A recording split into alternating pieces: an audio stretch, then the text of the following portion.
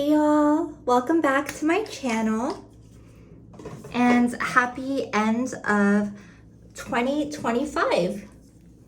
Oh my goodness. Every year, or maybe I think I've only done this for 1 year, but I try to make a end of year reflection video. And last year it was a voiceover essay. I've done a few of those where everything is pre-written. I think this year I wanted to have a more conversational approach to it. And of course, we are doing this while gua-shing. I actually think that we could start off on that topic. So I hope you all are well and are taking care of yourself this holiday season, that your holidays are joyful and peaceful on your own terms, whatever that looks like for you. So whether it's more exciting and action-packed and whatever the level of stress is, or whether it's more low-key and like a softer end to the year, which is usually how I prefer most things in my life, then yeah, I just hope you are taking care of yourself. And I hope you're celebrating the end of 2025 in your own way. We have all been through a lot in our own lives. And so there is a lot to celebrate, right? All right. So I said that the first topic that we're talking about today is none other than gua-sha. Oil. So I wanted to start off with it because I'm doing it, and also it's kind of become a amazing and fun and self-caring routine for me recently that I started doing this year. And gua-sha, I have a video on actually of my routine. So I will link that below, as well as my end of year reflection from last year. And it is basically facial massage using a tool. This is the tool that I use. It is by the brand Sacheu, S-A-C-H-E-U, and I picked a stainless steel tool because I know I'm gonna drop my tool a lot. And there are a lot of tips of like, you could put a towel down over your sink so that your jade gua-sha doesn't break, etc. But I think the stainless steel works best for me and my tendency to like drop some things and just my skin needs and stuff for now, you know? And yeah, gua-sha has basically become like my happy place. I don't get to do it every day. On average though, it's like around once a day that I get to do it. It is just so slow, methodical, and feels so good. I love it. And it's really pretty affordable to start. I mean, my gua-sha was on sale, or it was like a discounted price because I found it at a department store, and it was like $12.99-ish. And then you just need something to moisturize your face with, and then you can gua-sha away. In terms of like skincare and wellness, that it's been helpful to have certain like guides almost, whether that's creators or an esthetician. Like I work with the same esthetician that I have for many years now, or rather she works on me and my skin. And that really helps with my skincare and my skin health and all of that good stuff. Okay, the next thing that was a big part of the year that I wanted to share is that I started to pursue becoming a Pilates instructor.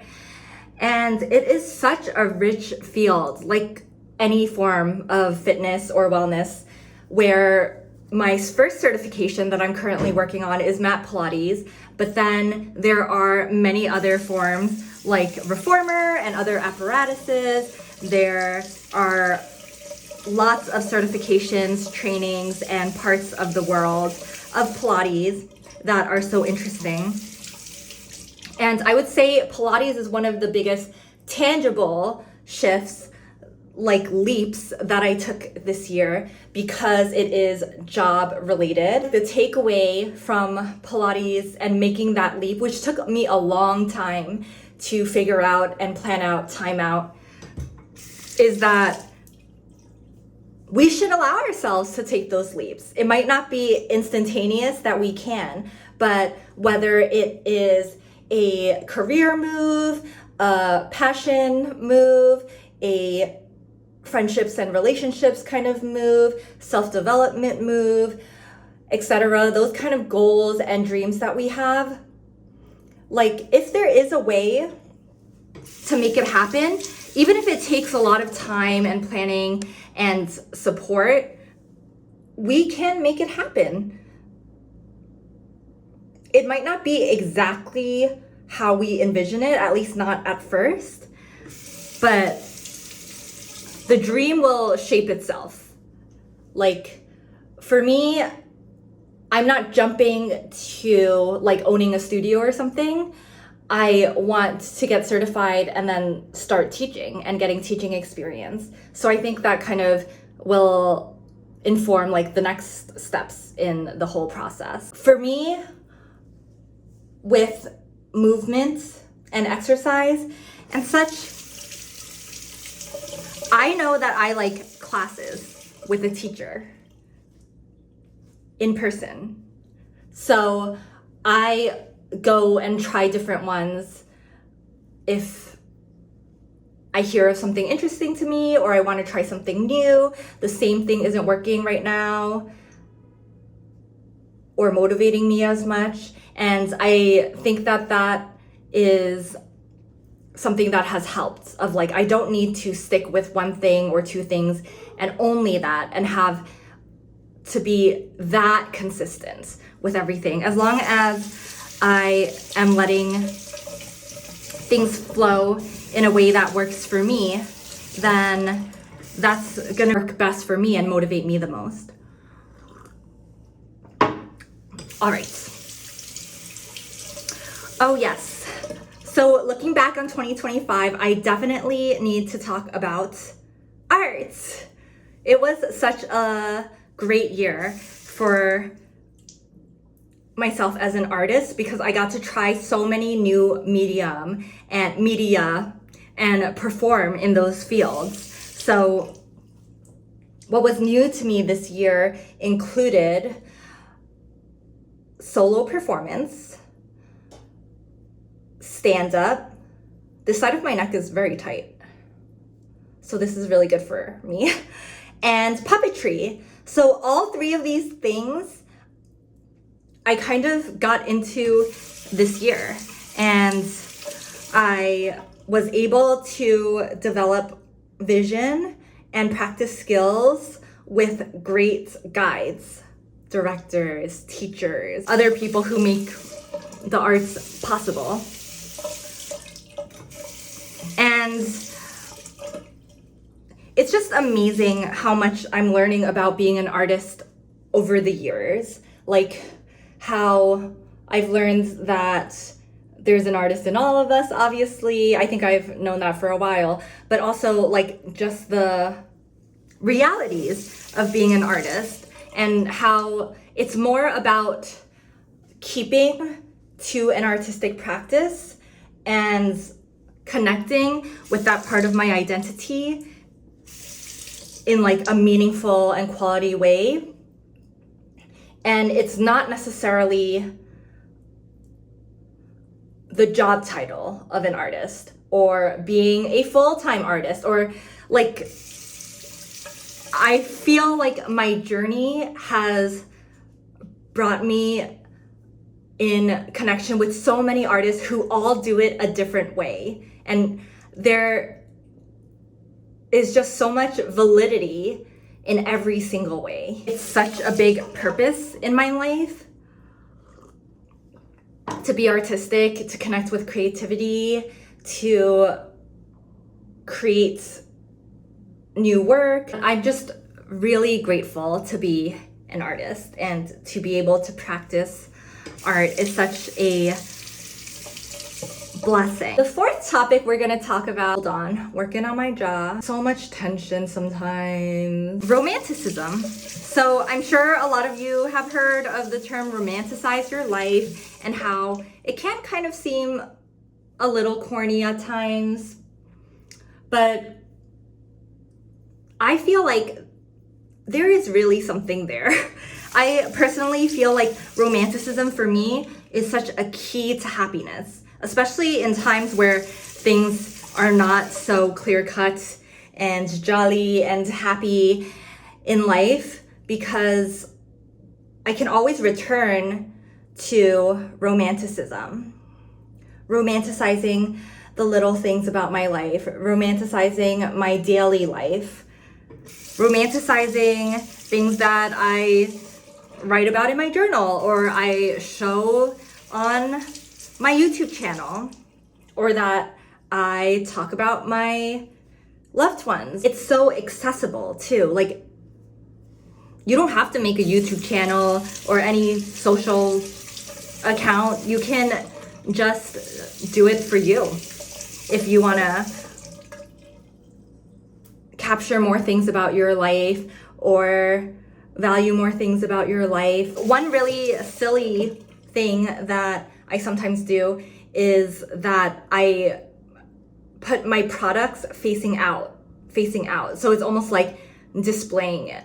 So sometimes when I put a product back or I'm cleaning up, I'm not gonna go like this, I'll face it out as if it's on display in a store or behind a case or something fancy, you know. Little lovely touches that don't necessarily take too much effort. My YouTube, or the way that I capture my life and the things that I enjoy, that it's like a little time capsule, and I'll be able to look back on myself and my life at this time and just be able to kind of like look back, connect, reminisce, enjoy my life, not just in the present, but from the past. It's so nice when we find a space or a practice, a way to thrive.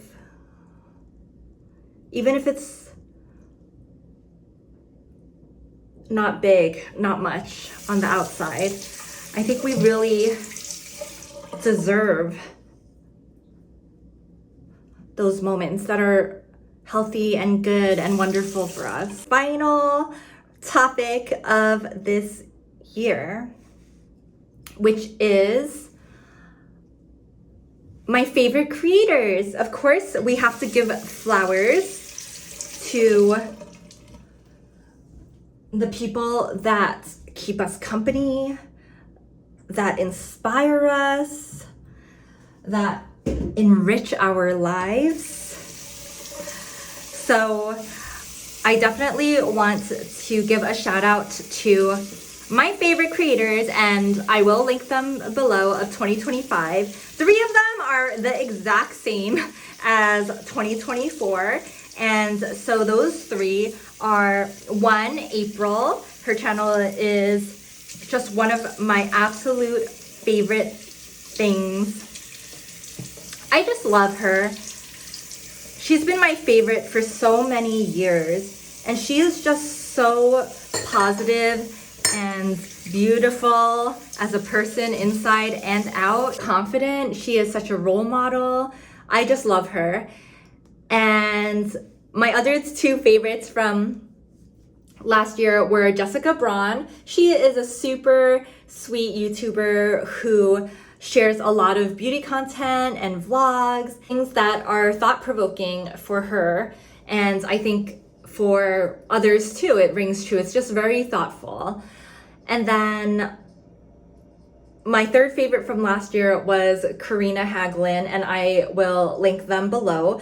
But they are a prolific zinester whose work centers around, among other populations, survivors, and their work is just such supportive, encouraging, and kind of radical content and literature for survivors. And then my two new favorites that I will throw in there as well are Danny from Coffee Break with Danny. She's April's favorite YouTuber, and she is just so candid, wise, insightful, honest. She talks about trauma and her insights on life. I just really appreciate her as well. And then finally, I will link down below Tati. Tati is a huge makeup guru. She's actually posting makeup content 5 days a week now, and she just has great recommendations, really good insight when it comes to aging, to judgment, to the whole process of becoming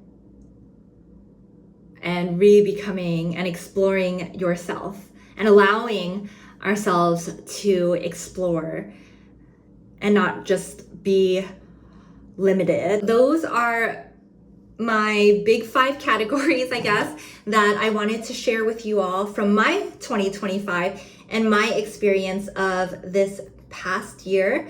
I think these 5 topics are some of the biggest reflection points that I have from the year, and I hope y'all are having a wonderful end of your year, whether you're reflecting, resting, celebrating, eating, sleeping, whatever it is. You definitely deserve to have a moment to yourself or to spend on your own terms, as we are wrapping up such a wild year, or however it was for you. I wanted to show you all my Christmas tree. So I'm gonna take you guys to my living room. This is what it looks like when the light is off. It is so festive, I love it. It's just a $15 Christmas tree from Daiso, and then a bunch of random ornaments and the star also from Daiso. But it really brings that holiday festivity. I love you all so much. Happy holidays, and we will catch each other this month. And also, I hope in 2026. I love you all. Take care. Happy holidays.